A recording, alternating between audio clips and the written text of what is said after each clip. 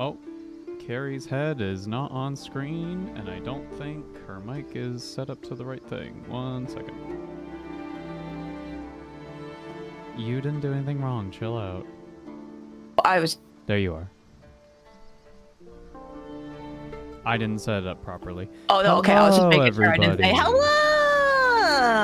Welcome. Welcome to the first Numbskulls Book Club Live. Welcome. Oh. Today, we're talking about Gotrek and Felix Trollslayer, or I guess it's more accurate to say Trollslayer, a Gotrek and Felix novel. Welcome. Yeah. Human guy running around trying to keep up with his old dwarf friend. Little dwarf friend, the novel. So, before we get into this thing, hello, welcome. You might be wondering, if you're watching the VOD of this, or if you're in the chat right now, you might be wondering, why is this a live stream? Why is this not a recorded video that is nicely edited? Well, it's honestly because scheduling-wise, this works way better for us. And also, it is to allow more community engagement with you guys, so we can actually, you know, chat about things, and I can be like, chat, what did you think about the book, you know? So yeah, we're going to be a try part of the book club too. So unless something catastrophic happens, or just, you know, regular scheduling, we're going to schedule these book clubs to be the last Wednesday of every month. So it's November 26th, it's the last Wednesday of this month. The next book club will be December 31st. Unless scheduling-wise that doesn't work out because it's going to be, you know, New Year's Eve. We'll see how it shakes out, you know. Yeah. Today we are going to be talking about Gotrek and Felix Trollslayer.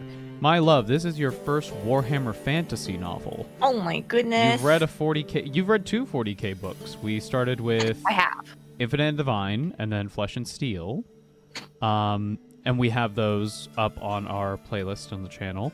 How did you enjoy your first steps into Warhammer Fantasy? This is not Age of Sigmar. This is I kept that's the main thing. I kept having to remind myself. Yeah, this is way before. Especially at one point. Mm-hmm. I think Felix was like thinking to himself about Sigmar. Yeah. Becoming a god, and I was like, hasn't that not happened? To give a very brief rundown, Sigmar was a man who one day disappeared. And his circumstance of disappearing was so mysterious, and nobody knows where he went, but he was so legendary that people started, over time, over thousands and thousands of years, they started to revere him as a god. Okay. So that's how that happened. There was a whole faith that was developed around him. Yeah, he was just a guy. A human? Yep. But because Did he have any like magics or anything? Nope, he was like a barbarian. But what the heck? Due to the power of belief and how that affects people in Warhammer over thousands and thousands of years, he essentially rose up to becoming a god. Now, I am simplifying it a lot, but generally that is what happened. Right. So that's a promotion. So yeah, this is your pretty grim fantasy. I like to describe it to people who don't really know about it. It's like, are you familiar with The Witcher? It's kind of like The Witcher, but like with a little more fantasy stuff going on. Like it's a little more fantasy than Witcher is, I would say. Yeah. There's like, I mean, I was going to say there's like spells and stuff, but I guess there's spells and stuff in The Witcher too, so. Yeah, but I would say it's more apparent in Warhammer. Like, a couple chapters in this book, I would say nearly every chapter there is some sort of magical antagonist or magical element to what is going on. Yeah. Oh, sorry, before we really get into it, I also want to say, sorry for this book club being late. Life. There's a lot of stuff happening in both Carrie and I's lives. A lot of moving parts. So if things get delayed, just assume there's stuff going on. It's all good. It's true. But anyway,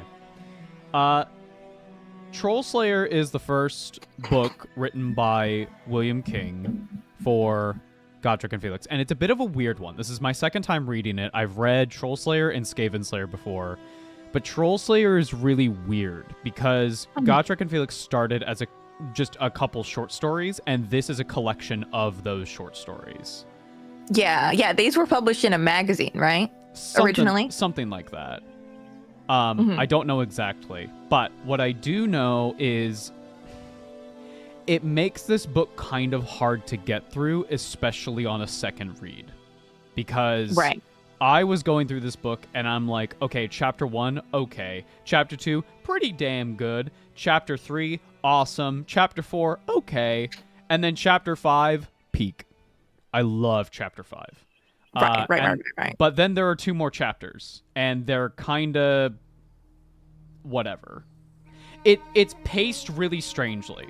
And you also have the problem of every single... Because these were all separate short stories, every single chapter starts the exact same. Felix and Gotrek are lost or in a situation where they are in danger, and Felix has to describe over and over again, yes, I took this oath with Gotrek and I'm going to record his doom. And it just feels weird pacing-wise. Especially, as I said, on a second read-through of it. Yeah. It's a little bit like Saturday morning cartoon format. Yeah, every single chapter in this, I told people who were getting into this book, I think on the Patreon, treat this as a collection of D&D, like, one-shots. Right. With, like, the same characters. And I remember reading this book, and when I realized that every chapter was another adventure, I did an adventure a day. Oh, that's a good idea. So that's how I approach this book. Obviously, not everybody can because, work and stuff. But if you approach it like that, it's pretty great, and I love that. Yeah.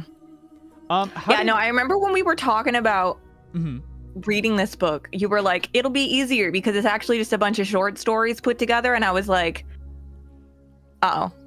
My brain doesn't hang on to that kind of stuff very well. So I will say, the next book is way more focused. There is an overarching plot, and it is basically Godric and Felix are in Nuln for like a year, I think. But every chapter is like, and then like a month or 2 goes by. And now here's the new threat. But the threat is always the same. It's Skaven. It's always Skaven. It's always Skaven. You're so right. It's the rats. But yeah, I was excited when somebody brought up... You got this. Warpstone. Warpstone, yeah. I was like, I know what that is. Yeah. So, as somebody who this is your first time like reading a book set in Warhammer Fantasy / the Old World, how did you feel as this is like your first like time with it? What did you make of the setting? I mean, okay, the setting didn't feel that unfamiliar because I read a lot of fantasy. Yes. Like, fantasy is, like, probably one of my most read genres. Like, my other audiobook I have on the go right now is Fellowship of the Ring. Yep. Yeah. So, like, the setting, the, like, language style, the kind of character tropes and stuff, that's all pretty familiar to me. Yes. So, like, it didn't feel...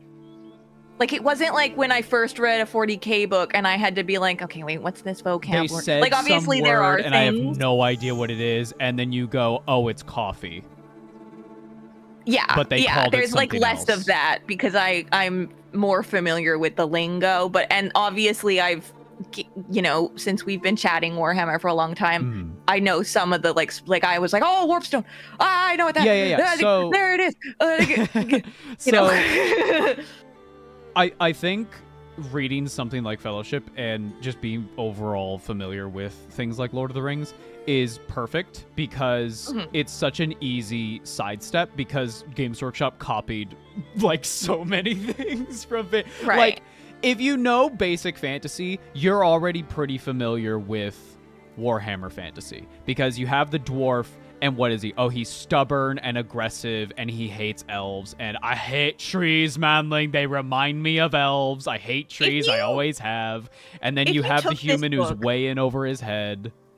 Yeah, if you took this book and, like, wiggled around some of the stuff and changed a couple of the names, this could be, like, Gimli and Legolas. Exactly. Well... Maybe... Like, not exactly. Like, you would have... But I'm just meaning, like, that kind of relationship of, like... Maybe Gimli and, like, a younger Aragorn? Yeah, or... I say that specifically because Legolas is an elf. That's the only reason why I say that. Yeah. But I just mean, like, the pretty tall man and the grumpy, violent elf. You know? Dwarf. That's going in the book, I'm afraid. I don't give a fuck. Don't say that in front of them. I can't read. Oh, no. Yeah, it's a pretty basic formula, but it's what William King does with it. And not just William King, but the other authors who eventually write Gotrek and Felix as well. It's what they do with this simple formula of regular-ass human, insane dwarf, going on wacky adventures. They're poor, they don't have anything really going on, and they're just kind of wandering. And why are they wandering? Because the dwarf wants to die. The dwarf wants to die! He is committed. Nothing will kill him! He's... Okay. Gotrek is the worst dwarf slayer to ever live.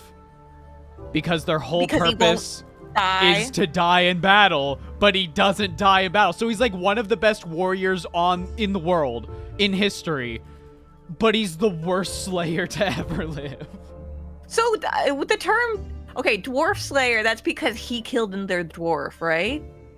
So, or is that meaning like go out, get yourself slayed? Or is it like slay queen? No. So a dwarf slayer is like an occupation. But to be a slayer is you make your hair red. You wear it in like Gotrek has it in a mohawk, right? But sometimes they go a little crazy with it. Sad alive dwarf noises. So Gotrek did something to shame him. Yeah. And it's essentially going into exile. And the only way to redeem yourself is to die in combat against a big monster. And that way, in dwarven society, that means, oh, you did it. That's great. That's why Gotrek is really upset if he's in a dangerous situation. And it's like if Gotrek died to poison, it would piss him off, right? Yeah. Yeah, he wants a warrior's death. Exactly. So that's why he's so excited whenever there's like a big army or a giant monster, because he's like, yes, this is it. This is exactly what I need. So when he's looking at Xochitl like, finally. Exactly. But then when he wins, he's like, huh, that was easy. And then he just keeps looking for it, you know? Yeah. Yeah, you swear an oath to the dwarven god Grimnir. Thank you, chat. Grimnir. I'm not familiar with Grimnir. That's not the one that they were digging towards. No, that's Hashut. That's the Chaos Dwarves. Chaos Dwarves do get a mention in this book where Gotrek is having a bit of an argument with Felix about Chaos, because I think Gotrek is saying something like, oh, you humans are all so weak, you fall to Chaos way too easily. And Felix, gets a little upset with that and goes, well, I've heard that there are some of your people in like the wastelands who they worship a dark god, and Gotrek is like, shut up. We do not talk about that stuff, okay? Oh, no. We do not talk about the Chaos Dwarves. You bring up that one member of the family and everybody's like... It's literally that. It's like, we do not talk about those guys. They are... that we do not fuck with them. Absolutely not. Nobody wants to ask uncomfortable questions. Well, it's because it's a great shame, and shame is a big thing in dwarf society, as, the Slayer thing is all about shame, right? Yeah. I really love Felix as a character. Obviously, Gotrek is pretty... He's not one note, I'd say, but he's He's one objective. He's one objective. He violence, guys. Yeah, literally. Like Gotrek almost feels like a punchline to a joke. When Gotrek shows up, it's like, okay, things are gonna be fine, probably. And obviously, because there's like 13 books in the series, it's like, well, obviously Gotrek's not gonna die. But he can be hurt. Like in, was it chapter 2? That's where he gets his eye obliterated because the orcs, there's just so many of them. Right. And he just gets like, you know? Yeah. So that's where the eye patch comes from. He takes the eye out of Tyne. What? I don't know. It didn't land. Yeah, I did. Because we're pretty much all from Felix's perspective. Yes, because the entire books are written as my travels with Gotrek. Yeah, I like the part where he was like, maybe I should include myself in the book. Yeah, maybe. I do love that part because that is okay. That's in chapter 5. Yeah. I think chapter 5 should have been the last chapter. Like, tweak the ending a little bit to have more of a, and then my adventures with Gotrek continued. But I don't know. I feel Blood and Darkness is such a great chapter and such a strong note to end on that then you get the last 2 chapters and they just don't really hit as hard. And that's right. That's fair. That's overall my problem with the pacing of this book. I think we should give a quick warning for anybody watching the VOD. I feel like we're going to get right into spoilers. Yeah, I don't know why you're listening to a book club if you haven't listened to the book, but if this is the case, this is your spoiler warning. This is your final warning. Ready? Okay, here we go. I can't believe they killed Felix. No, I'm kidding. Felix is fucking dead. It's only Felix Gotrek. is fucking dead. God, no, he's not. So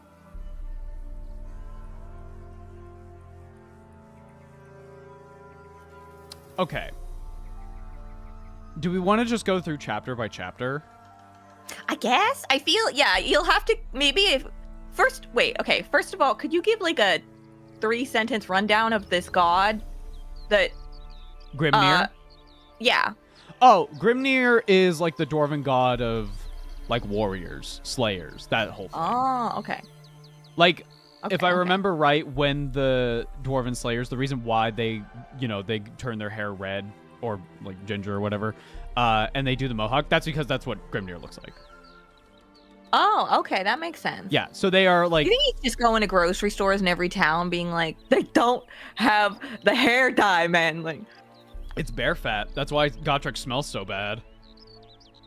Bear fat makes his hair red? Well, no, not the not the dye. That's what he uses to hold it up. Oh, okay, that makes sense. Yeah, I don't know how he gets the dye. Maybe it's blood. I don't know. Oh, jeez.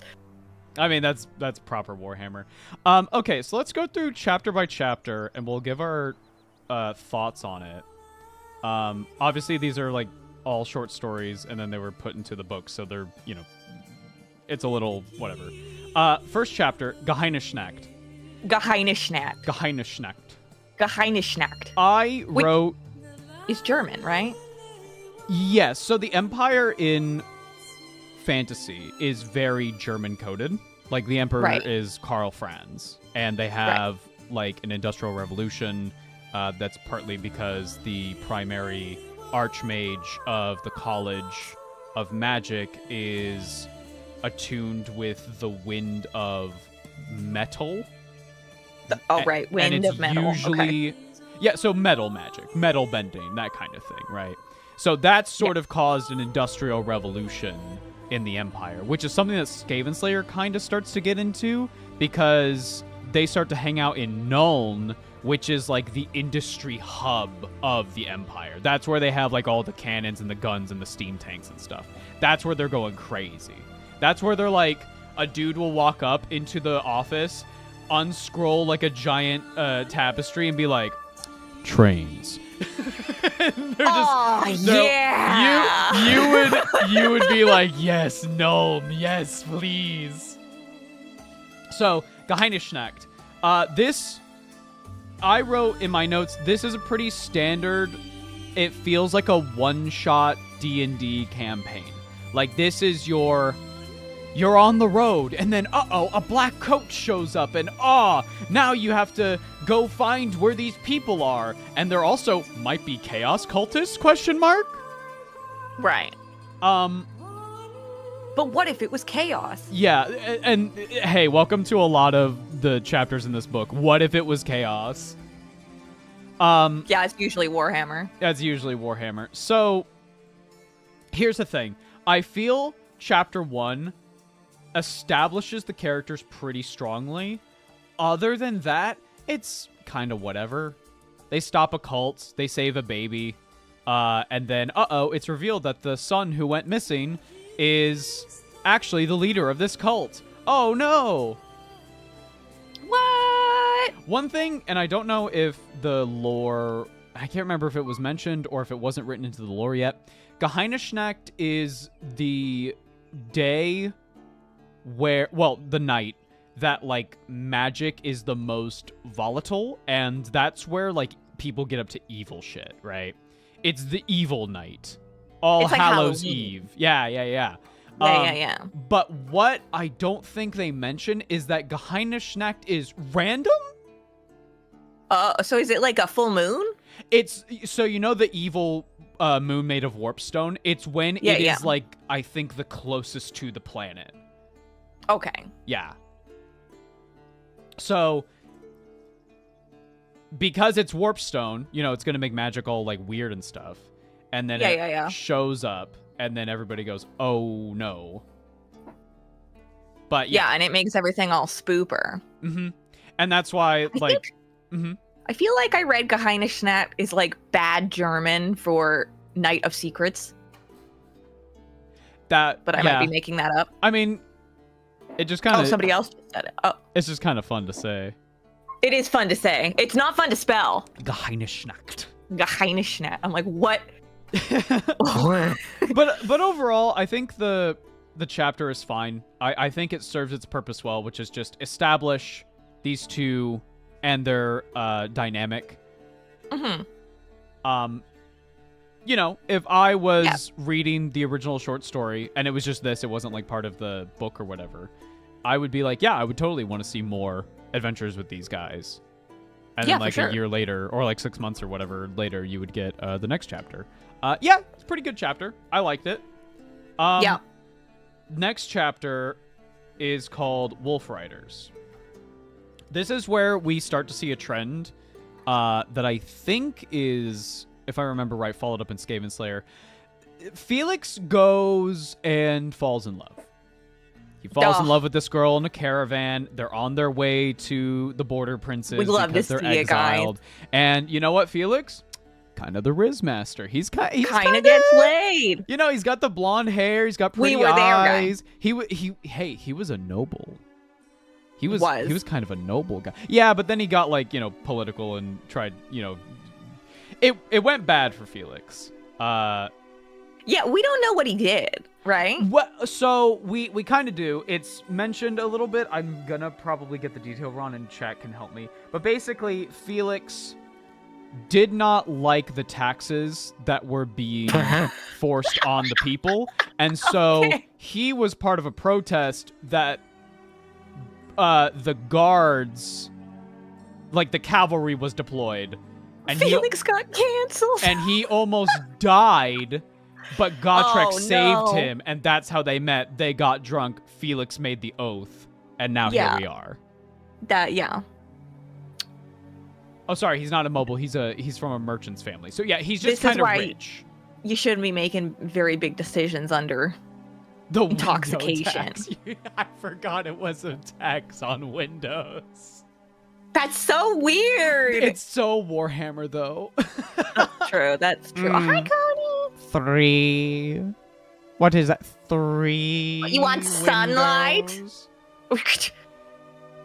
Didn't he murder someone in a duel by accident too? Yeah, that was like in his youth though. That I think was an accident. But I don't remember exactly. But yeah, Gotrek saves Felix from the cavalry, gets drunk, makes the oath, and boy, he's regretting it, because damn. Yeah, no, he wasn't expecting it to be such a long obligation. Well, he wasn't expecting it to be like, well, Gotrek, I was drunk, and he's like, well, I don't care, manling, come on. You made an oath. Verbal contracts are binding. To dwarves, they are. Yeah. So, Wolf Riders, yeah, they're on this caravan. Felix falls in love with this girl. The caravan is heading to the Border Princes because, if I remember right, they were not primarily worshipping Sigmar. And so, they were basically given the ultimatum, hey, get your family and, like, all your people out of here, or fuck it. Or they didn't have money. I can't remember exactly what the, why they were going to the Border Princes, but they were leaving. That's the main point. Yeah. But I wrote that this chapter is really good in seeing more parts of the Empire, in particular how it is fractured. They are not... The Empire, when push comes to shove, will unite, obviously, because, you know, will die. But yeah, generally speaking, it is very hard to get them all to work together. Mm-hmm. It feels a bit like a Seven Kingdoms situation. Exactly. It's very much when the Emperor tells us to do something, yeah, we might listen, but also the Empire has a lot of rebellions, and there's a lot of suspicion with everywhere, and there's like witch hunters who can just accuse you of heresy or whatever, you know.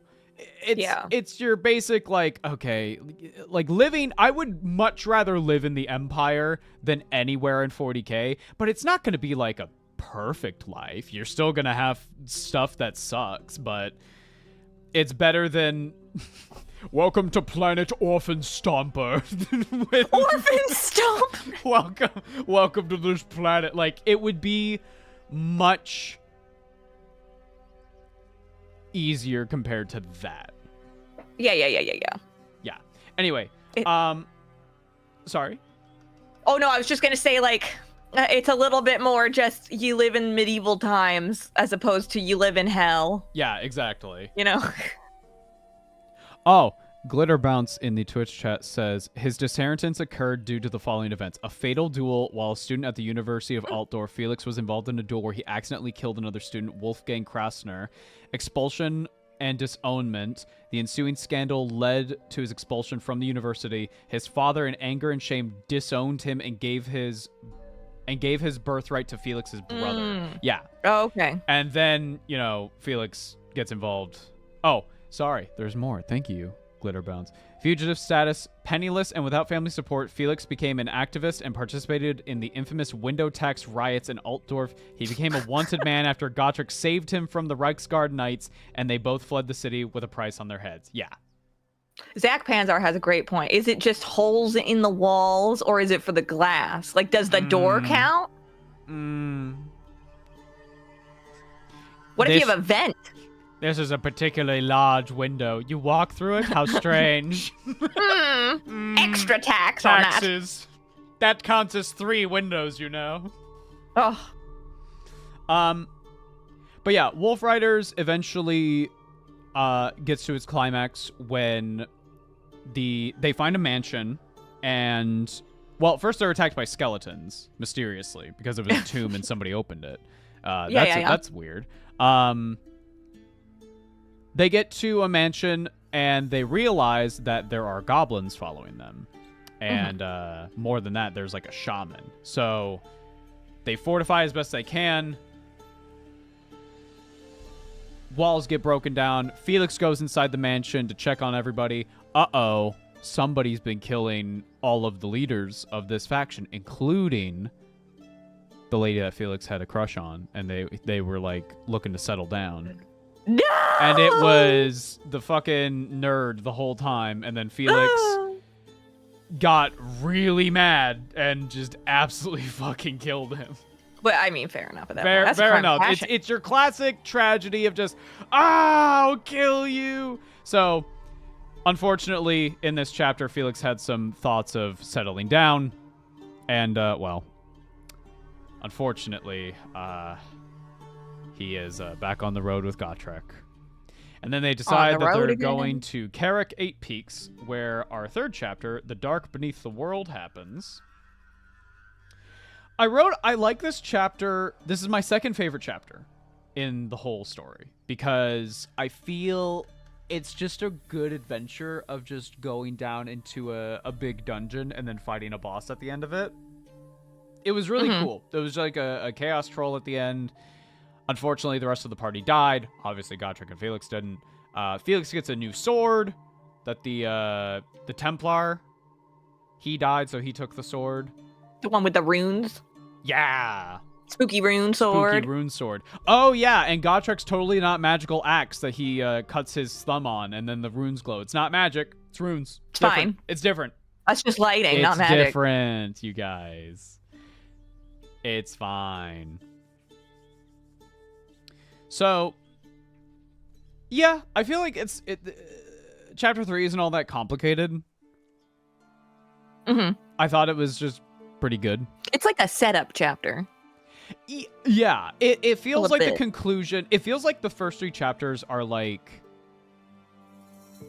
kind of a story arc, because if I remember right, they are going to Carrick 8 Peaks looking for gold. Yeah, that's the reason why they're going. And I think that's mentioned at the very least in the second chapter. So the first 3 chapters kind of feel like a mini arc. You know what I mean? And The Dark Beneath the World definitely feels like the conclusion to it, because, they kill the monster, the ancestors are freed, and, Gotrek kind of has an existential crisis. Yeah. But, I'm still here, Manling. Manling. What the hell? Gotrek's just sitting on like a cliff edge, just going, "What's it all for, Manling?" It's like, what? Gotrek, no. Gotrek. He's that picture of the horse staring out. Manling. It really all does go by so fast, Manling. It really does, Manling. It goes by so fucking fast. Oh no. Oh man. Chapter 4 is called The Mark of Slaanesh. Sorry, as the narrator. Slaanesh. I wrote "Stop cringing, Manling," because Gotrek does scream that at the start of this. This chapter's okay. It's fine. I enjoyed talks of Slaanesh. Yeah, no, my headcanon now is that Slaanesh is just how they say it in the old world. Yeah.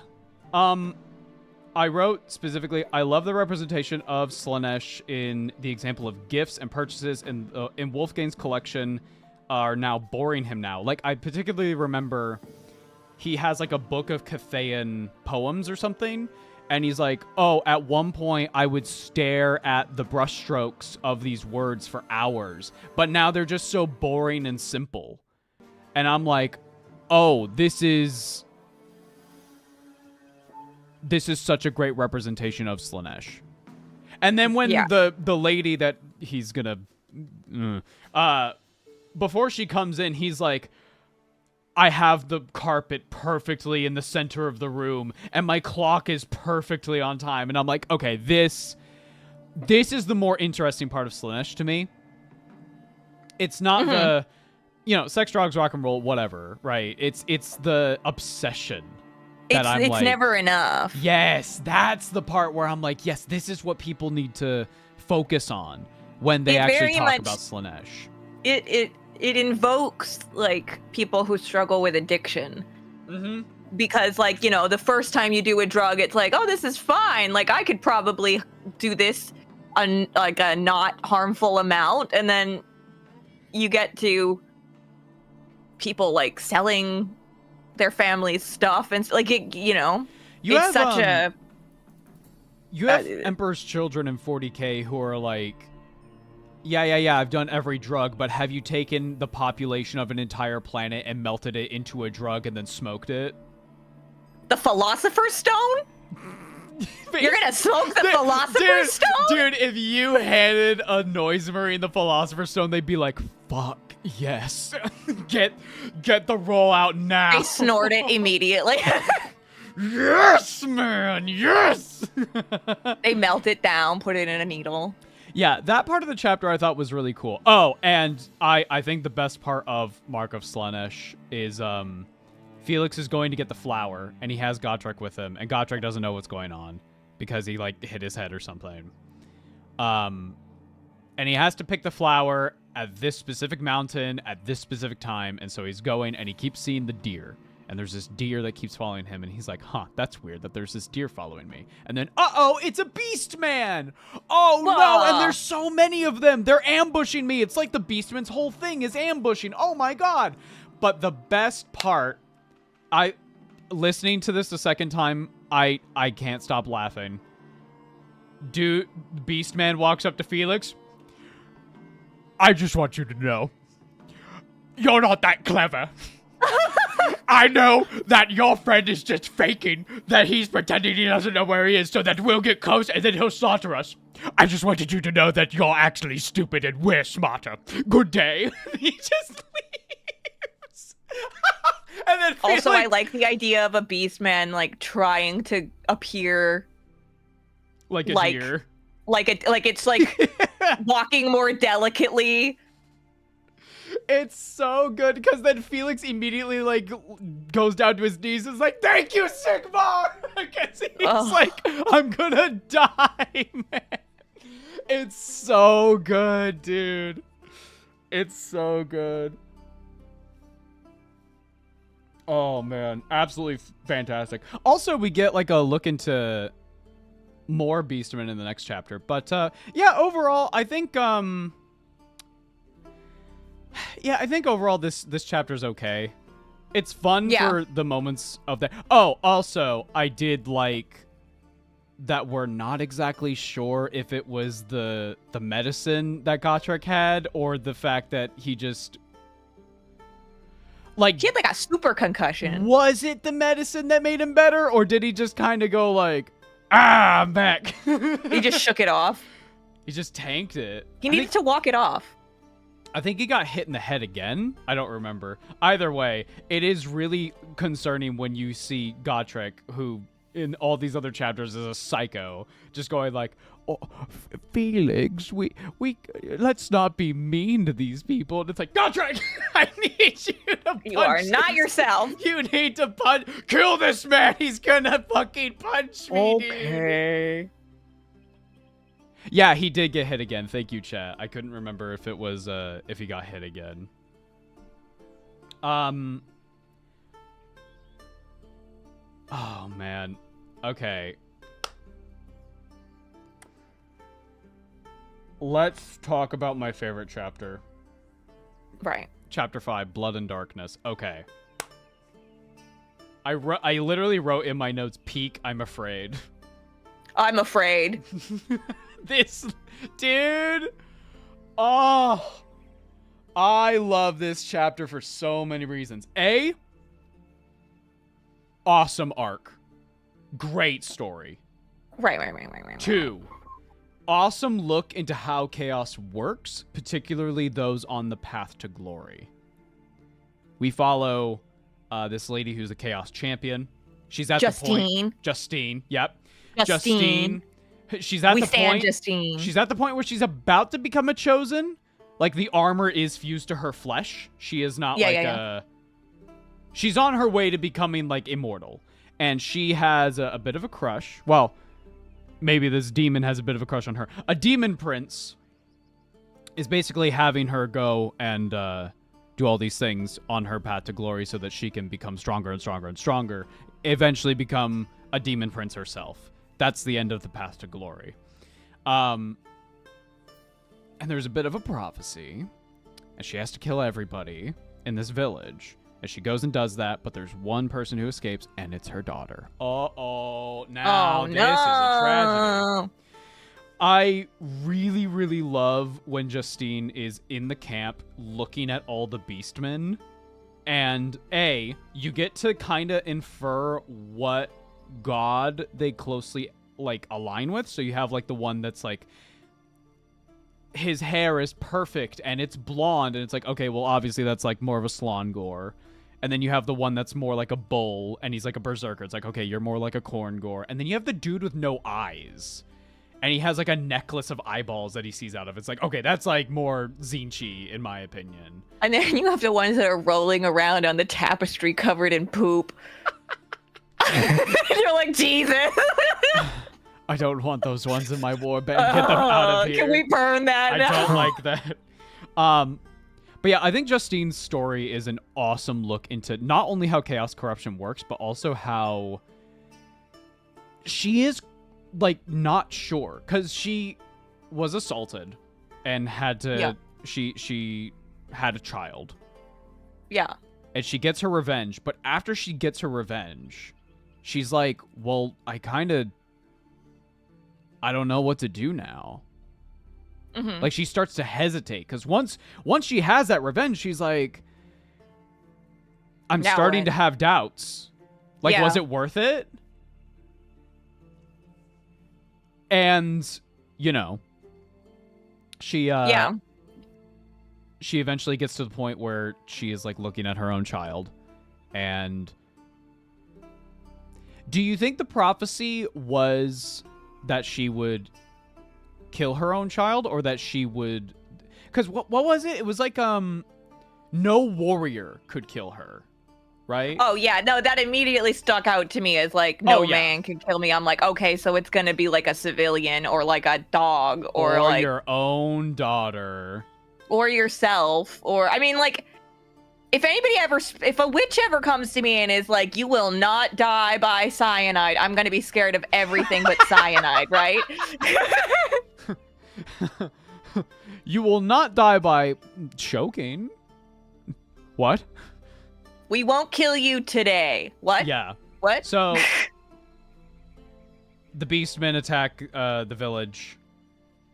I really liked how the beastmen were depicted in this book, because it's perfectly what they are. They're in the trees. They're there. They're ambushing you. It's already too late. There's so many of them, right? Mm-hmm. Mm-hmm.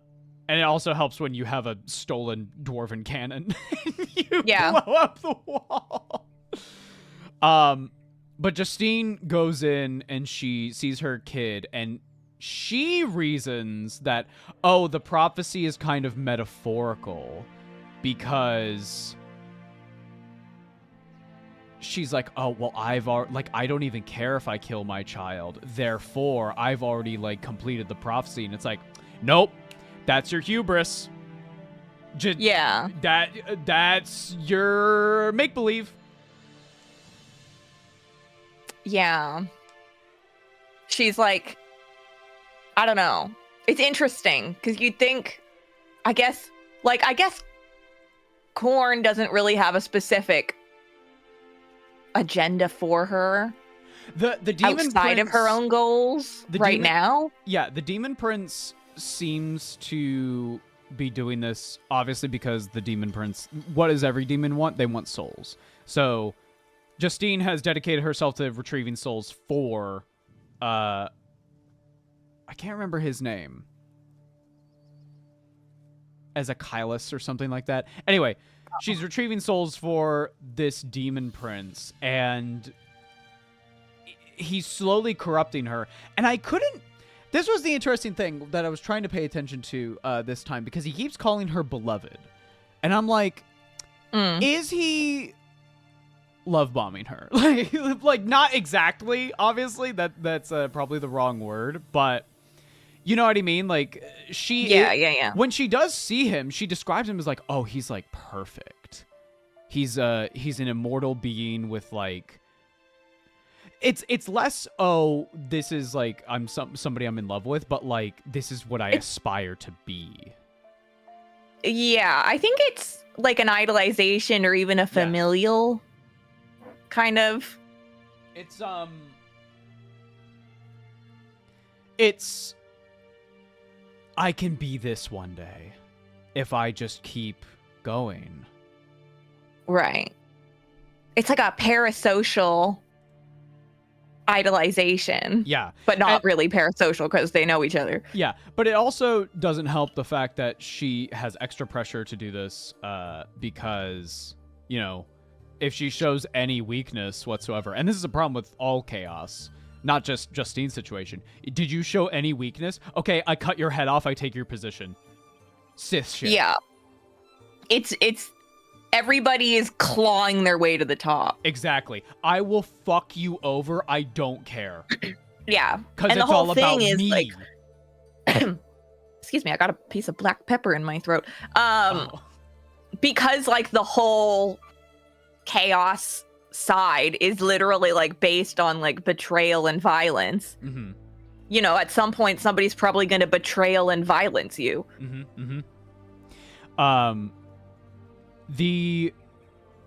I really loved the flashbacks that she had where she was like becoming a Chaos Warrior, because at first the Beastmen take her, they like they bleed her. What is it? They like cut her wrists or something. They cut her wrists and her throat. They cut her wrists and her throat, and then they put her in the armor. And at that point, she's just wearing armor. She could still take it off. But the second time they do it, when she becomes a champion, that's where it melds to her fucking flesh. Yeah. And I found that scene interesting, like, visually. Yeah. Yeah. Because they describe, like, she looks down at the blood on the, like, what's it called? The, like... the altar thing, the altar, yeah, and it like suddenly forms lips and starts talking to her. Yeah, because it's which was like my mind was kind of seeing it as if like the Bailet was like a liquid pool. I mean, you know, when you're a demon for Khorne, who's the Lord of Blood, I mean, like that makes perfect sense. There was a funny moment when I was listening to the audiobook. I just had my phone and I was laying on the couch and Alex came in and he was like, "What are you listening to?" And then one of the characters was like, "Blood for the Black God!" And he was like, "Oh." I particularly loved, there was a lot of interesting subtext almost. I don't know if you would call it subtext, but like there's a lot of talk and mentioning of how corruption works with Chaos Corruption specifically, because even Felix, when in the battle, he's like, "Oh, I feel like weirdly elated when I'm cutting through these guys." And even the kid, when she's watching the villagers like kill these beastmen, it's not just they're killing them, they're like doing fucking fatalities to these guys, and she's like, "What the fuck?" And that's because the Khorne corruption is so strong that it's not just, "Oh, we have to like kill each other to survive." It's, "I'm going to fucking enjoy this." Yeah, I liked that. I think there was at least one point where Felix caught himself. Yeah. Being like, "Oh, this is how you go down this route." Because he like starts thinking how he's like enjoying himself, and he's like, maybe I should not lean into that. That speaks so much to Felix's willpower, because think of how many Chaos Warriors there are. And like Godric. Just covered in blood. Dude, dwarves, like, they're just kind of built different. They're like, I mean, they're like that. They don't need Khorne. No, exactly. Like, they're what's the thing with like orcs? It's like they don't often fall to chaos because Gork and Mork like just kind of, you know, they dominate their souls basically. Right. But like dwarves are too stubborn. Yeah. They're way too stubborn. Gotrik's just fucking built different for chaos corruption, you know? God starts like monologuing at a dwarf and looks back down at where the dwarf was. There's no dwarf. There's just a hole. What the fuck? Yeah, I really, really, really love the chapter. I loved the description when Justine's kid does her in and the prophecy is fulfilled. And Felix is watching her like disintegrate. It gave me Van Helsing with Hugh Jackman vibes for a second, because she literally like bursts into flames, and it is, well, I don't think she bursts into flames, but like the armor basically goes away and she's just a skeleton, and I'm like, Fuck yeah, that's so sick. That's so fucking awesome.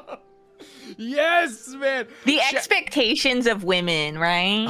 Yes, I love to be just armor and a skeleton. Yes, yeah. I want to be. I That's where to your it gender again. dysphoria is. It literally like there's a meme of like somebody having like an out of body experience. It's like their fucking astral self like rising from their body, right?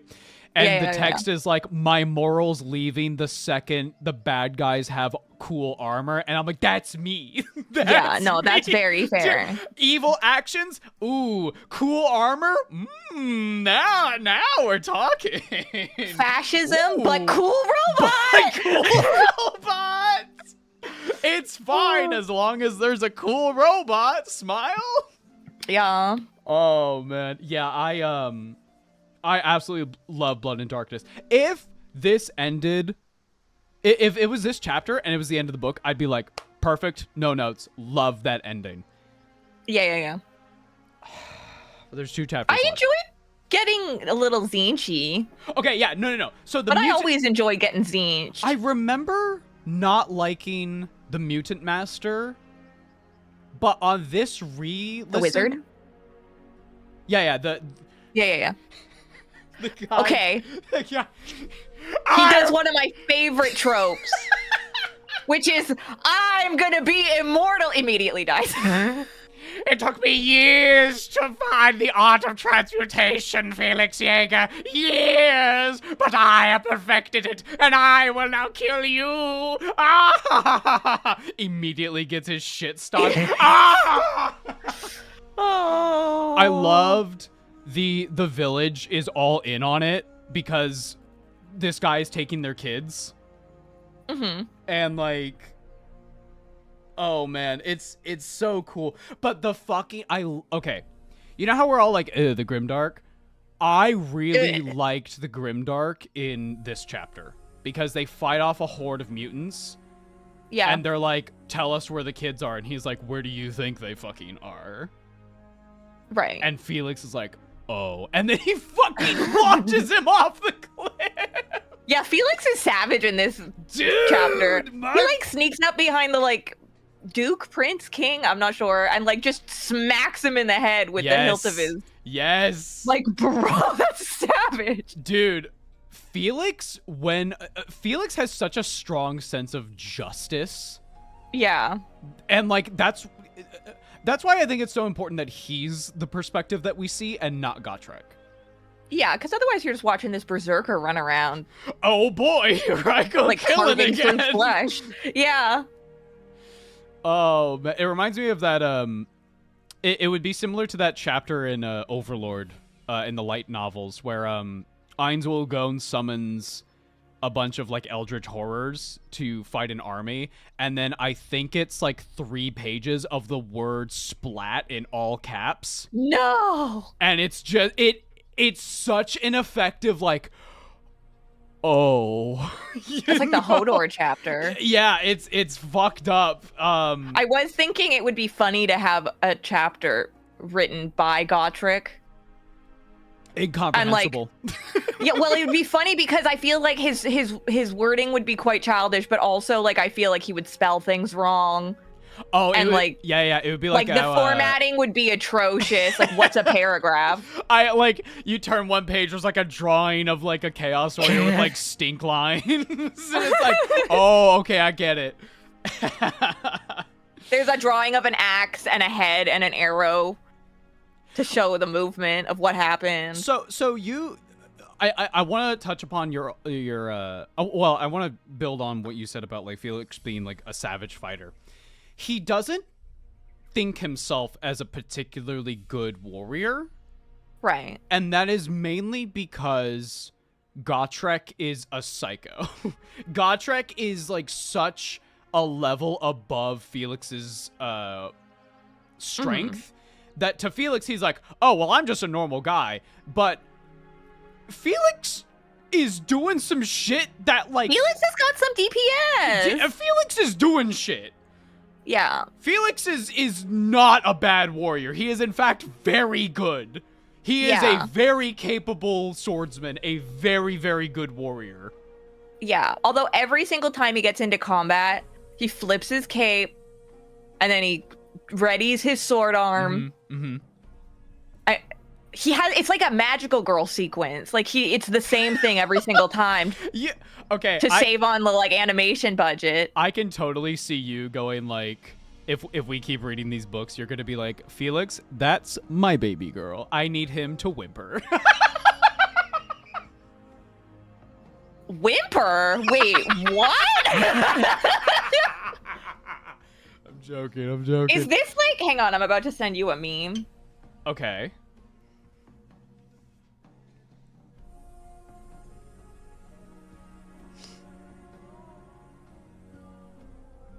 Like this? Chat, we'll get to your super chats and stuff in a minute. Yeah, we'll read through it one sec. It's a bottle of peach soju.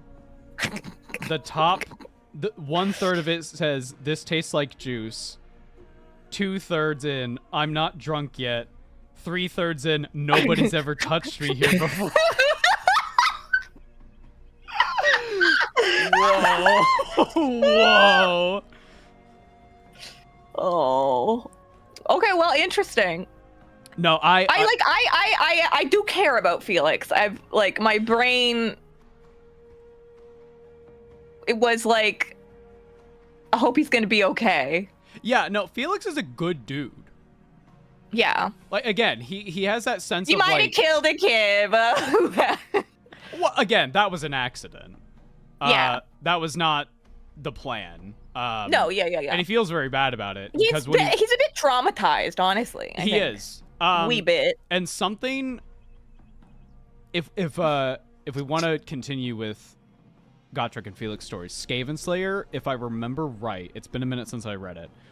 It does go a little more into Felix's feelings, particularly about his Felixings. In my Warhammer feelings. Yeah. No, like Felix he's your typical fantasy hero. If Felix was alone and didn't have Gotrek, but he was still wandering around, like he would be a renowned hero. But also because he has a bounty on his head and because he and Gotrek are kind of like, you know, they're on the lam, they got to kind of keep it low key, right?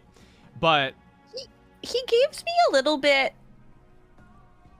If Kvothe and Chronicler were one character and a little less arrogant, well, a lot less arrogant, it could meld into a Felix-like. Yes.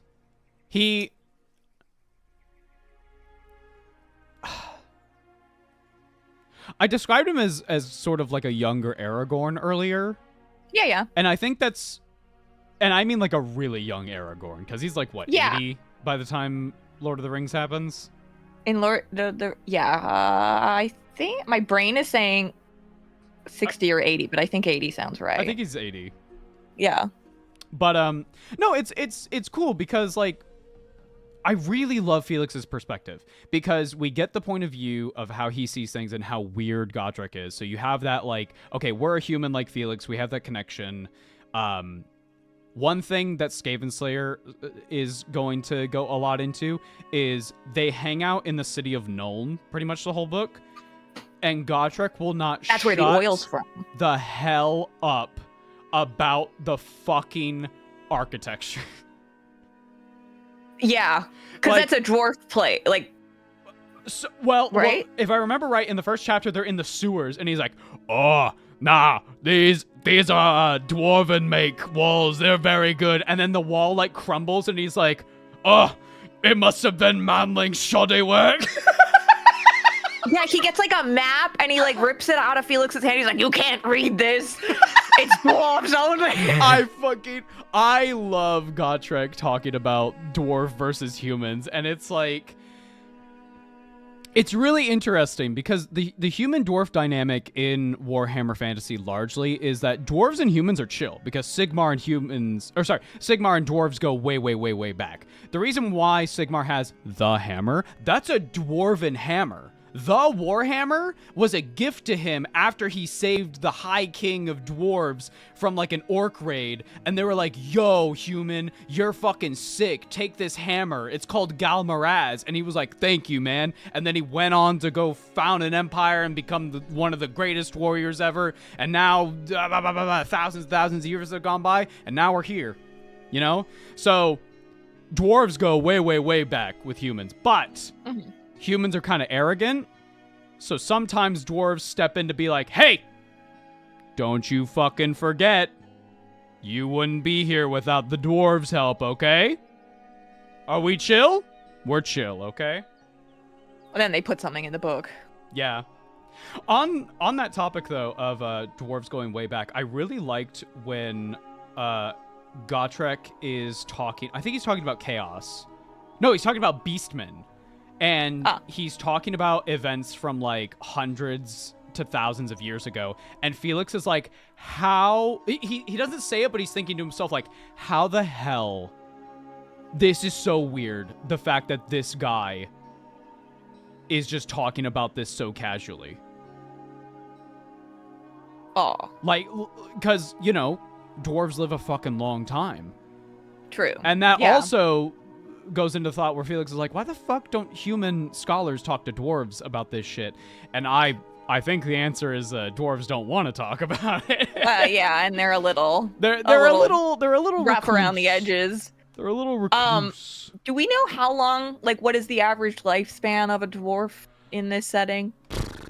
I would say at least a couple hundred years. And humans are about like 80 years, maybe, if it's really good. Chat has told us immediately. Thank you, chat. Gotrek is into his 200s. Damn, boy. You're running around shirtless.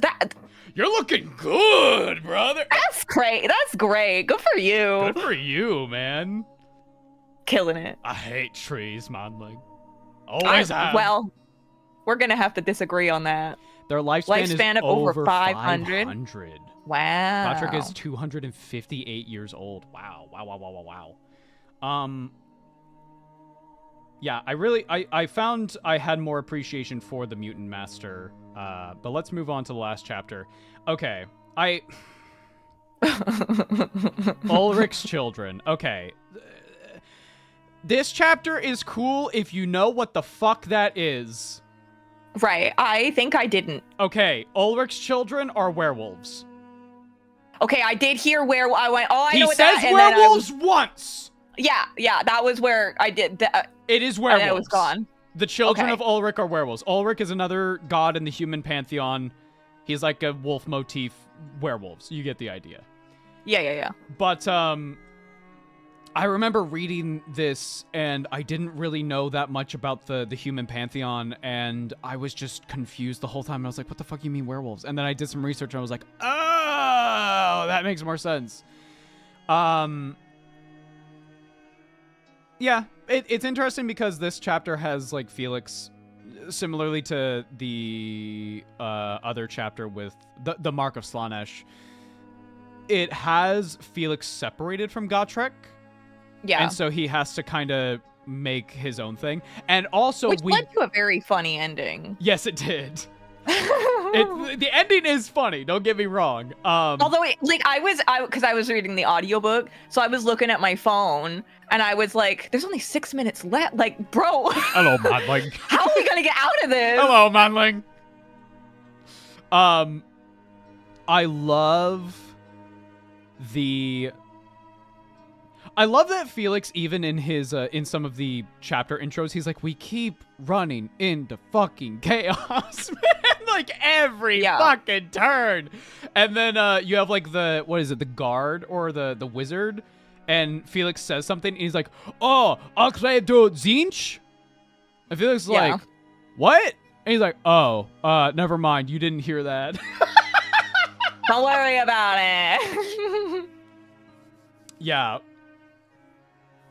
I think it's an okay chapter. Again, it has the flaw that it's like, it's part of a collection of short stories, so it's like, you know, it's not an overarching... There's not a big bombastic ending that ties everything together, you know? It's like just And then this adventure happened, and then the end. Yeah. Skaven Slayer definitely fixes this, the next book, because it's all about Gotrek and Felix are hanging out in Nuln, and Skaven are trying to take over Nuln, and it's like over the course of 6 months or something. Okay. And that book is where, in my opinion, Gotrek and Felix really starts to get its legs, and more than that, it is a excellent look into Skaven, and also one of the greatest Skaven characters, Grey Seer Thanquol. Skaven Slayer is the most... It's probably one of the funniest Warhammer books I've ever read.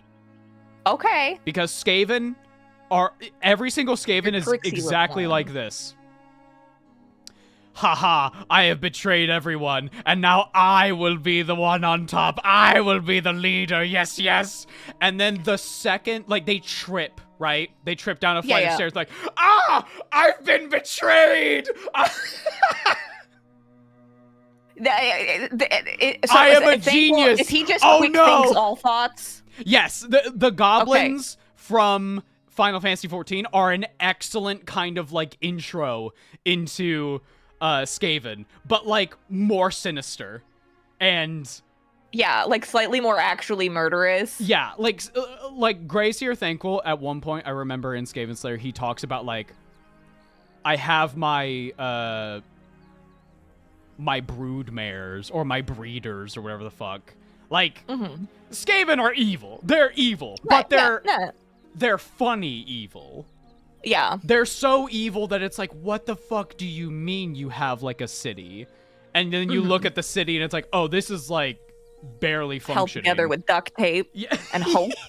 Duct tape, warpstone, because warpstone makes it better. Oh, man. Yeah, okay, so let's move into some questions, and then we'll have some questions for chat as well. Let's talk about what was your favorite chapter in this book? I've already said mine, Blood and Darkness. Justine. Yep, Blood and Darkness. I liked Justine. Best fucking chapter. It's so cool. It's such a cool chapter. It was like Valkia Light. Yes. Yes. It's Valkia Light. Yeah. So that was cool. And it was like slightly easier to follow. I don't know why. I just kind of... I think it's because it was such a simple story. It was, here's a prophecy. I want power. There's my daughter. Ha ha ha. Oh no, my hubris. It's if only she had an I Want song, it would have been a Disney movie formula. I think it also it is a benefit because we did the audiobook version. It is the longest chapter by far. Yeah. Yeah. It was really, really good. What there was something else I wanted to say about Blood and Darkness. Also, I did like her whole narration of like chasing the guy, and she's like, he's in his bedroom. Of course he went to his bedroom. Oh yeah. That's exactly what I wanted to mention. Like her getting revenge, again, it's obviously twisted because she's like corrupted by chaos or whatever, but like that little bit of revenge is like, yep, earned. Yeah. I mean, it's implied that he had forced himself on her, right? He straight up said, she straight up says that is what happened. So like throw the whole man away, you know? Yeah. Burn the fucking castle. Fuck it. I mean, I don't know if we needed to sack the whole city. I don't think everybody's guilty. But... Chaos. Listen, chaos is like, I want this justified revenge. Okay. I also want to burn the world. Okay, hold on. Wait. Wait. I don't know about that part. Yeah. It was very kind of cathartic. It reminded me of when Valkia goes back to her uncle. Yeah. Her uncle. Mm-hmm. And he's like, other family member. What the hell? Yeah. But yeah, no, it's very justified. And I feel that's what I really like about a lot of Khorne stories, at least at the start of a lot of Khorne Warriors adventures, is that it is often, I have been wronged and I am not strong enough to achieve my revenge, my justice. And Khorne is like, let's I got you. Fix that. Yeah.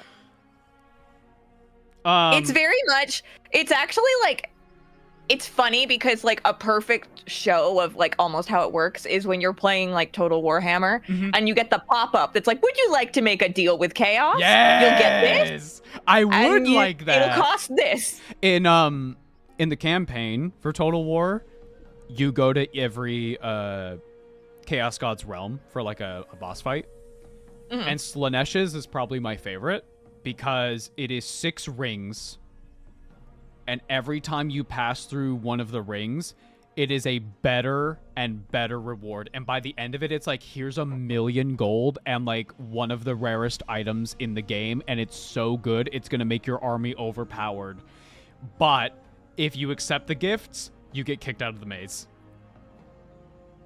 Out of the maze? Or sorry, out of the rings. You get kicked out of the realm. So you have to start over.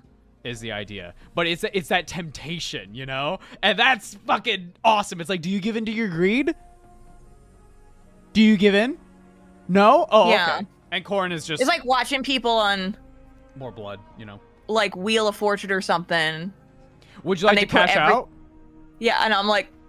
You should probably cash out. I can't handle that's why I can't handle gambling. It stresses me out. I'm seeing in the chat we've got a lot of varied. We have a lot of varied favorite chapters. Oh, excellent. We gotta go back and read some super chats. Oh, we will. Do not. Okay, good. Do not worry. Yeah, we're gonna do that at the end because deal or no deal. I don't want it to affect the flow. We're still learning this chat. This is our first live show, so yeah, this is. I'm seeing a couple different answers.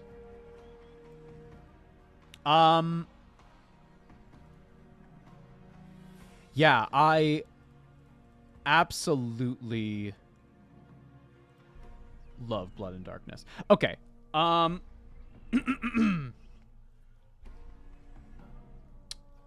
Favorite character? Justine. I just like Justine. Justine's pretty strong.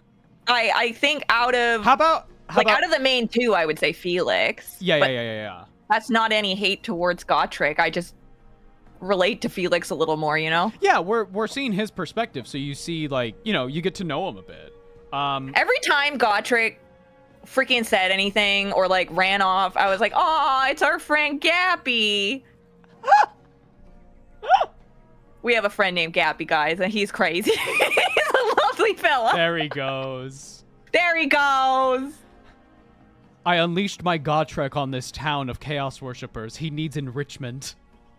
Yeah. Make sure to walk your Gotrek every day, guys. Okay, well, how about we split this question into 2? So obviously, like, who is your favorite out of the main 2? I think Gotrek is hilarious, but I care about Felix a lot. But if I had to pick, I would also probably go Felix. I like Felix quite a bit. I think it would be easier to hang out with Felix. Oh, absolutely. I think if I was hanging out with Gotrek, I would get exacerbated. I also love. I'd be like, no, you can't kill the bartender because the prices went up. No. I love Felix when he gets sassy, like when he's talking to the wizard and the mutant master, and he's just like, "Did you think this plan through?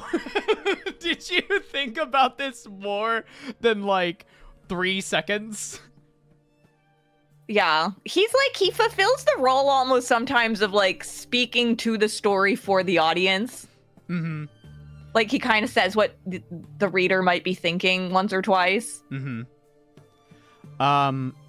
So let's do part 2 of this. Who was your favorite character who was not Gotrek and Felix?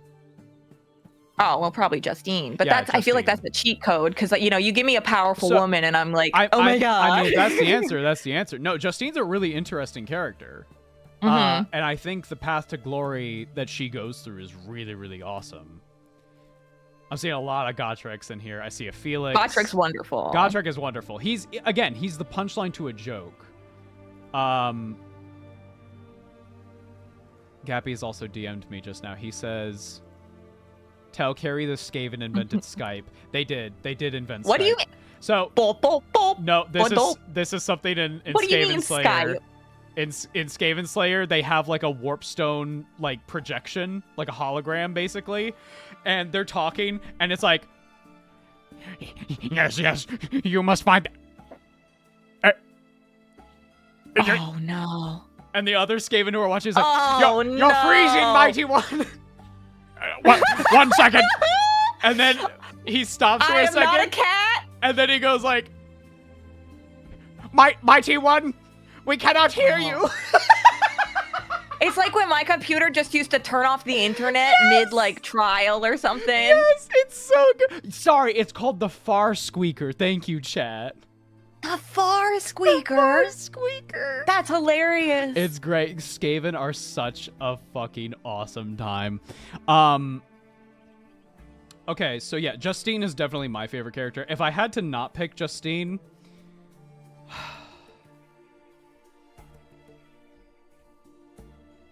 I think the wizard from the Mutant Master is really funny. Yeah, he is very good. I think he was like, "We will be immortal," and I was like, "You're gonna die. You will be part of my mutant entourage."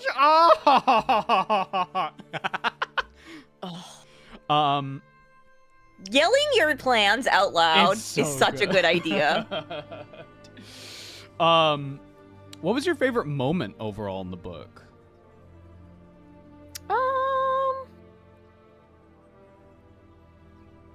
I'm not entirely sure. I liked when there was a moment, and it was kind of between Felix and the girl Cat. And which I did like Cat a lot. Yeah, Cat was cool. I mean, she's a kid, but she was just like it was sad when Felix and Gotrek were leaving, and she was like crying and is like, "Oh, like good luck," and it's like, "Oh, that's sweet." Yeah, but there was like, I don't know. There was a few moments where Felix was just like standing there, like about to battle, and like really, kind of contemplating his own mortality and what that meant. Mm-hmm. And then he wouldn't die, and then he would be like, "Man, life is beautiful." I found those interesting. I love in Blood and Darkness, he is like on the wall and he's like, yeah, when I'm fighting, I'm gonna be fine, but like the time before the fight, I'm freaking the fuck out because I'm just like, what if I die? What if I die? What if I die? When I record voiceover. Yeah, exactly. I'm like getting in the booth. I'm like, what if I fuck up? What if I fuck up? What if I fuck up? And then I'm like screaming at the microphone. I'm like, it's fine. It's all good. It's fine. Yeah. Best moment was the Ghost Dwarves. Ghost Dwarves was a cool moment. Gotrek telling Felix he's too smitten on the girl. Felix, I'm nothing of the sort. Gotrek, then why's your face so red? Yeah, I think something that William King does is how quickly, even in these collections of short stories, shows that Gotrek and Felix are like, they're not just like traveling together. It's like they know each other and they're familiar. They're familiar. I don't know if I would say they're friends. They're companions. Yeah, they're companions at the very least. Mm-hmm. There is something I want to do in a second, but first, we are going to get through some super chats. Heck yeah. And then we'll talk about some other stuff. Mainly what the next book in the book club is going to be. I would be interested, and I know that it hasn't happened yet, and I don't know if it would. I'd be really interested to see how Felix would react if Gotrek actually died. Yes. Because I think he would, like, he obviously that's the intention, but I feel like he obviously doesn't want it to happen. I feel like he would be aimless. Yeah. Because, it would be quite sad. Like, Felix's life has changed so drastically in meeting Gotrek. It's like, I bet you there is going to be a conversation, and I think there was a little bit of this in this book, of Felix contemplating, can I even go back to normal society? Yeah. And I don't think he can. No, he would have to find a new... It would be greatly difficult. Like, I find it difficult to even think of him sitting down and writing the books, because that's got to take, like... Yeah, that's another thing, too, is that, like, him writing these books, in my mind, and obviously I've only read up through Skaven Slayer, so no spoilers, anybody. In my mind, this is like, Felix is writing this, and he is like an old old man. Yeah. And maybe yeah, that makes sense. Gotrek is dead, or maybe like something else has happened. I know maybe he just needs to take he can't walk as much anymore, so he needs to stop. I know that Gotrek is active in AOS, and I know how that happened, and I know what he does in the end times, but I'm more curious to see how that exactly happens. Right. Yeah.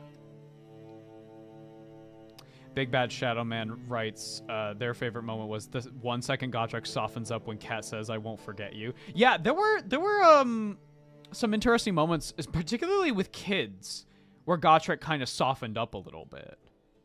Because there's the one with Kat, and then there's the one girl in the caravan in chapter 2, where he is looking at he's looking at the mountains, and it's like I think his home, right? And the girl is like comforting him, and Felix is like, "I don't know if that's a good idea," and Gotrek's just fine. Yeah. You know? Gotrek seems to have a soft spot around kids, and that makes total sense. That makes sense. Yeah. I mean, you know, because they're innocent. They're fucking kids, you know? Like. Yeah. A lot of people are like that. Yeah. Yeah, 100%. So. It's learning Felix has layers. Yeah. So 1 second, let me set this up, chat, really quick. Felix, and in the morning, I'm making waffles.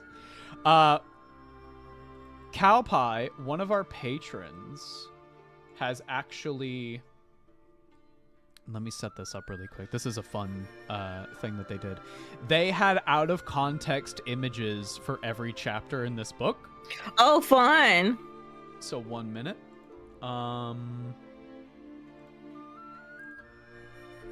Let me set this up. I can't remember. Is it this one? Okay, we'll fix this. We'll put this here. Yes, I use Firefox. I don't care. Laugh at me if you want. Okay, so here's some out-of-context images. Here's chapter 1, Gahinishnack. Yep. All right. Yep. Oh, no. That is what happened. Yep.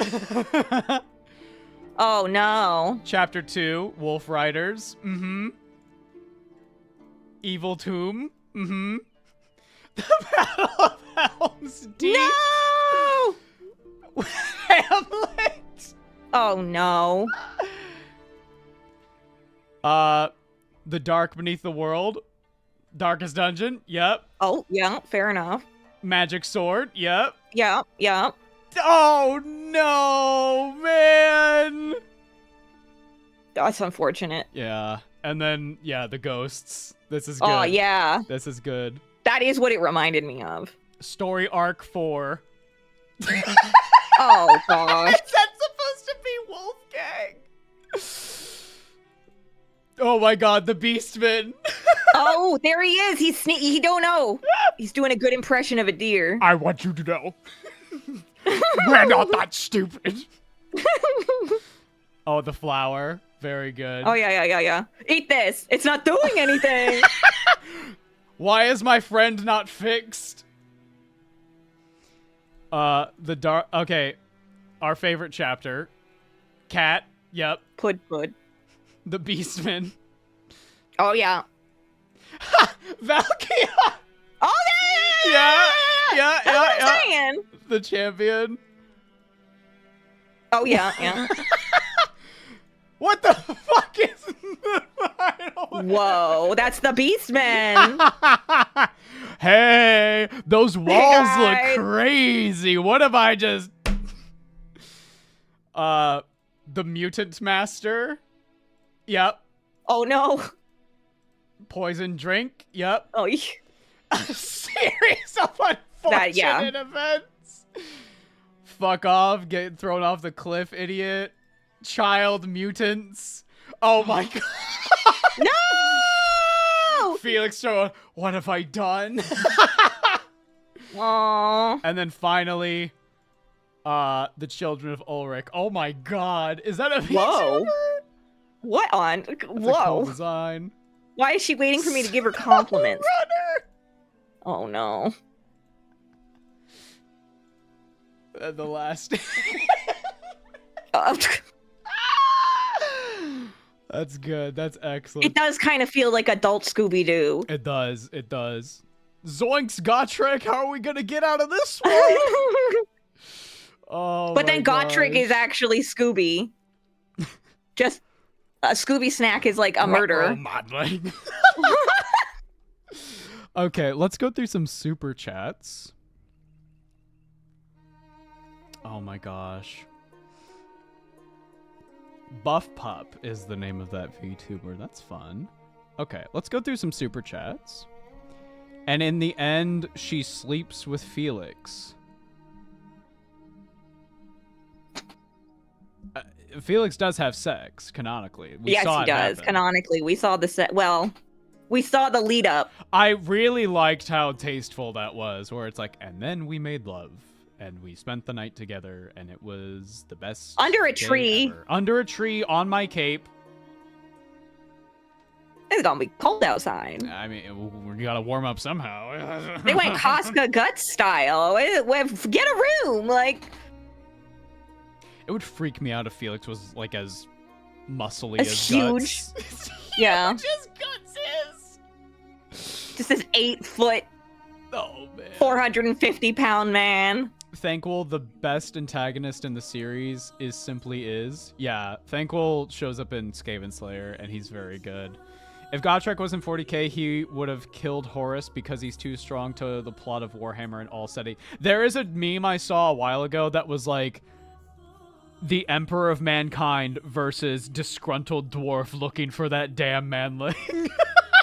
Oh. And it's like, Emperor, no chance. he's fucked, bro. Note to self, write story series, kill main character right away, replace it with a clone or something to surprise Ava. I mean, that's sort of the thing with books in general, is that if there's multiple series and then a character is in like a dire situation, it's like, yeah, well, they're gonna be fine. Now, how do you make that interesting? You give the character like something that they have to do that will greatly affect them for the rest of the story. It could be like losing a limb or losing or just losing another character, you know. Yeah. There's a lot of things that could happen. Originally the window tax was to target nobles with big houses, but they just boarded up all their windows and it ended up only hurting peasants. Rick writes, I love Gotrek. You're shocked, I'm sure. Galmaraz, I like how Ava heard a story of a demon slowly corrupting someone and sending them on an evil quest, and their first thought is, oh my god, crush. That's not what I meant. That's not what I meant, chat. If everyone got a prophecy of death in Warhammer, I wonder how many would be told to avoid one-eyed slayers and blonde twunks in tow. Late due to work, Thanquil, best great life creature. Yes. The kids were at McDonald's. Nurgle's powers come from the McDonald's ball pit. Yeah, I don't know if they ever wash those things. Yes, finally.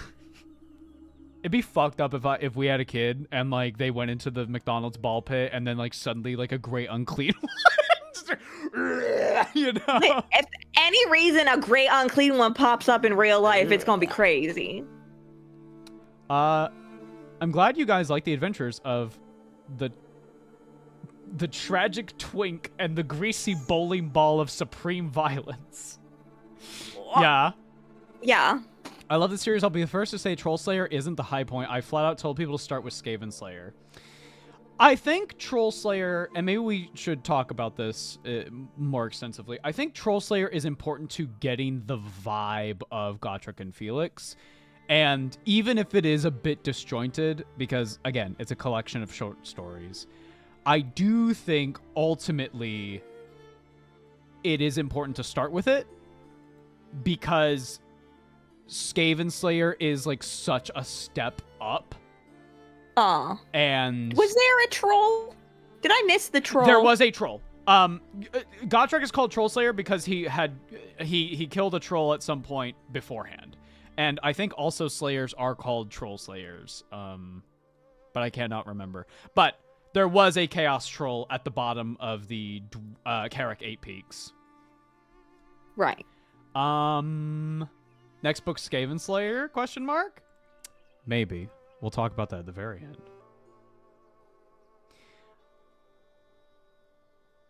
Would you do it for a good Doom, Gotrek? Yes. Yeah, there was a Chaos Troll in 8 Peaks. Yep. I remembered. It's like with Gaunt's Ghost. You read First and Only and Ghostmaker so that everything with Necropolis just hits right. Yeah, it's... Skaven Slayer is assuming that you already know Gotrek and Felix, because obviously you do. Yeah. And now you don't have to be like, and here is Gotrek, and I made an oath to Gotrek. It's like, yeah, whatever. We already know. So now, now what do we focus on? We focus on the antagonists, the Skaven, and it's great. The crazy guys. The crazy guys. Yeah, I want to ask chat, because obviously we have many Gotrek and Felix books. Chat, how do you feel? Well, first off, my love, overall, how did you like the book? I enjoyed it. I found it a little bit difficult sometimes to totally focus on it. Which isn't its fault. Like, the writer did a great job, the narrator did a great job. Do you think... It's just sometimes I can't make my brain focus on a thing.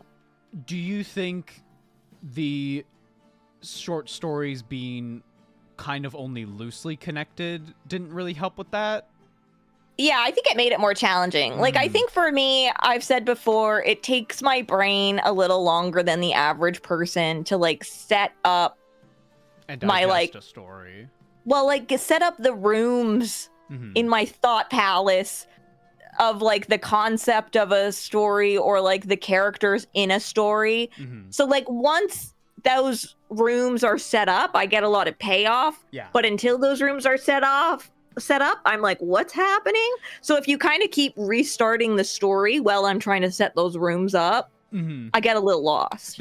So would you think that a sequel, like the next book in this, it would be better because you already have established, like, okay, yeah, this is Gotrek, this is Felix. I know the formula now. It might be. I'm not sure.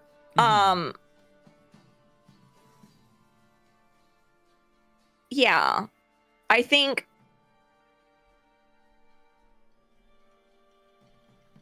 think sometimes in novels, I find a lot of action scenes or a lot of fight scenes to be a little difficult to follow at times. I totally agree with you.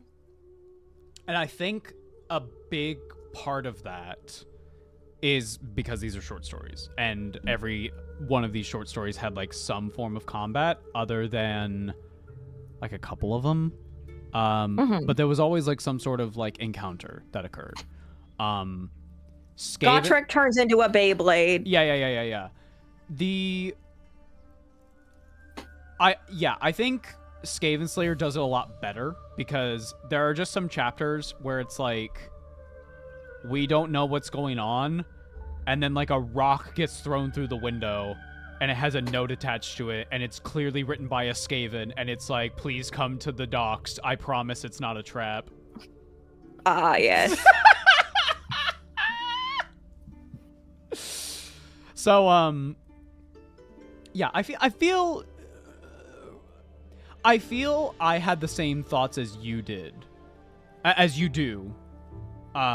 with Trollslayer, and I feel a lot of those issues. My rooms were set up by the end of Trollslayer, and that made Skaven Slayer way more enjoyable, which is why I think it's important that people do start with Trollslayer rather than just jumping into Skaven Slayer, because you might have questions that Skaven Slayer might not answer, you know? Right. Yeah, I don't know. I mean, this is also just a thing that I struggle with reading anyway. I sometimes just zone out. Yeah. And then I don't catch that I've zoned out for like an hour, and then I'm like, where was I? What happened? Yeah. Like, I remember when my mom used to read to me at night, we would not be like, okay, we finished on like chapter 18. We would always start by being like, what do you remember happening last? Mm-hmm. And then like go back and pick up. Mm-hmm. Because like, I don't know. I think it's like there is something there with the ADHD, but it's also how my like learning disability manifests, I think. Where sometimes, I don't know, it's very frustrating because like it feels sometimes like I don't really have a choice.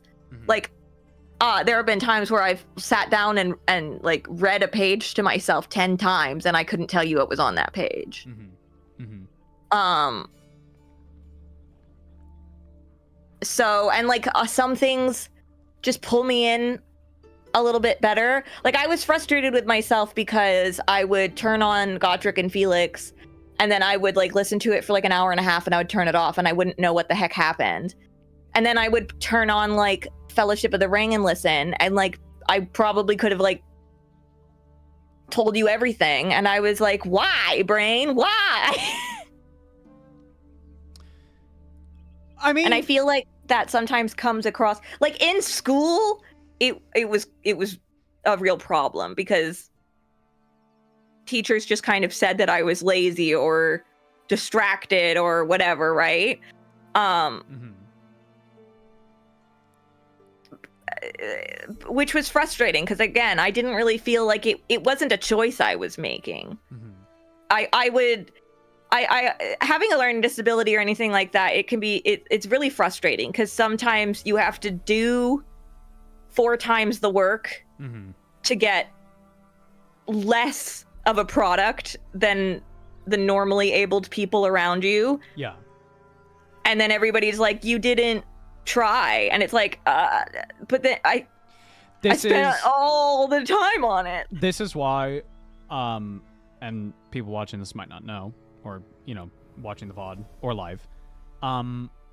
This is why, going forward, like, obviously you are always invited. You will always know what the current month's book is. But I'm basically saying, like, sometimes it might be just me. Or, like, me and John or something. And because, you know, there just might be sometimes that I'm like, oh, let's do this book. And you're like, I don't really give a fuck. And that's totally fine. That's totally okay. So, like, I'm basically telling people sometimes Carrie might not be here, and that's okay. Yeah. With that said, I totally get what you're saying, and it is frustrating because, you know, I mean, it's like it doesn't even have to be books. You know, it can be, I mean, I walked out of like Shadowbringers and like had forgotten like the big main cutscene. Like sometimes my brain just doesn't hold on to things. You told me, and I don't know if it's that I disassociate from it or what. You told me you walked out of Return of the King from a movie theater, and I asked, who's Aragorn? You went, who the hell is Aragorn? I was okay. Well, I was also like, how old was I when that movie came out? Like 7. Yeah, but still, it's a good example to be like, yeah, you know, it's a little extreme, but like in that case, I think like I could have pointed at the character on the poster and like told you kind of who he was, what he did, but I didn't remember the name. That's sort of why I've wanted to approach this particular book club in not just discussing what we liked about the book, but also like kind of running through the overall plot, because I in my experience talking to you and being with you and loving you because you're great and I love you, running through the plot synopsis really quick, and this also works for me too, that'll go like, oh right, that fucking thing happened. Yeah, that helps. Yeah, refreshers a little. My brain sometimes can't latch on to something by itself, but if you start giving me a little scaffolding, I can kind of clamber my way in. Exactly. Like if I talk to you about the chapter with Justine, and I'm like, and then like they cut her like wrists and throat and stuff, And you're like, oh yeah, and because that's the domino that gets you into like, oh yeah, I remember reading that. I remember how I felt during that. I remember I really like this visual, yada yada yada. You know, it's all a domino, right? Well, brains, yeah, especially like my brain likes to associate things. Like you'll probably notice, like in all of our episodes, I'm like, oh, that's just like Star Wars or Twilight or like whatever. Like when I'm saying that, it's not me being like, well, this has been done before. It's me putting it on a scaffolding I already have so that I can work with it and then create its own scaffolding and then put it where it can be by itself once I have that structure, if that makes sense. Yeah. But like brains work by associating thoughts. Yeah. That's why if you're ever studying for a test, the best thing you can do is study in the room you will be tested in. Mm-hmm. Because then you're also associating all that knowledge with where that test will happen, you know? And then you look up at the clock and you're like, I remember looking at the clock and learning the answer to this that's the answer, you know? Yep. How didn't you say just like Nikki?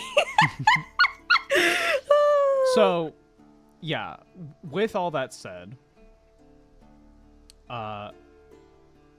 Tyler has elaborated. There are 15 Gotrek and Felix books in Old World and 6 in AOS. There's a lot of Gotrek and Felix. Damn. So with that said, if we wanted to do Gotrek and Felix forever, we could definitely do that. However, I think, chat, it would be best for all of us if we might keep it to just 3. Then we'll have like a bit of a break, and then if we're like, oh, I really miss Gotrek, we'll go back to Gotrek, right?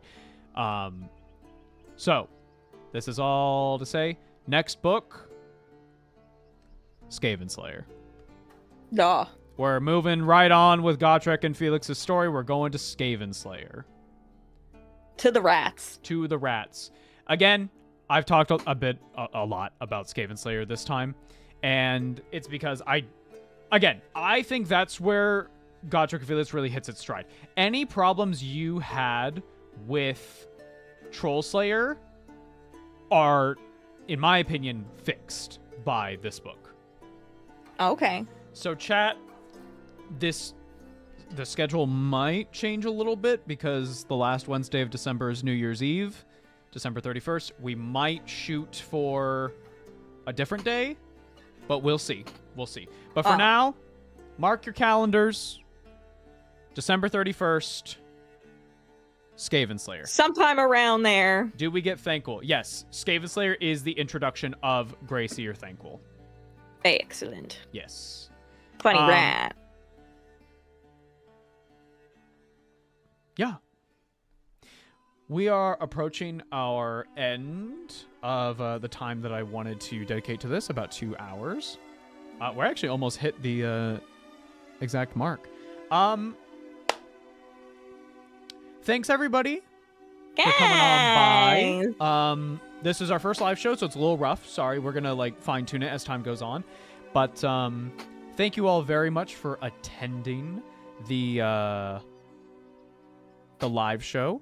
And we will see you in the next one. Thanks for coming on by, everybody. Yeah. We'll see you soon, guys. Goodbye. Thanks for hanging out. Goodbye.